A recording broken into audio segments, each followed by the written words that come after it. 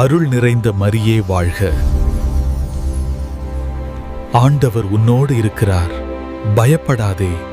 யூதேயாவில் உள்ள பெத்லகேம் ஊரில் தாவீது வம்சத்தைச் சேர்ந்த யோசேப்புக்கும் மரியாள் என்ற கன்னிப்பெண்ணுக்கும் குழந்தை பிறந்தது.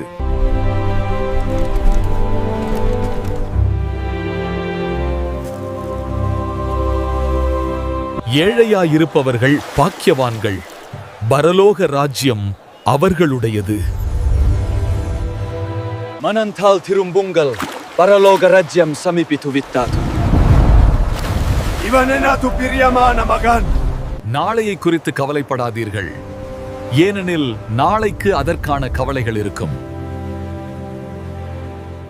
ஏழைகளே பாக்கியவான்கள், ஏனெனில் தேவனுடைய ராஜ்யம் உங்களுடையது. கவலைப்படாதீர்கள், ஒவ்வொரு நாளுக்கும் அதனுடைய கவலைகள் போதும். நீங்கள் பரலோகத்தில் உங்கள் பொக்கிஷங்களை சேர்த்து வையுங்கள். அஞ்சாதே, அஞ்சாதே. உங்களில் ஒருவன் என்னை காட்டிக் கொடுப்பான்.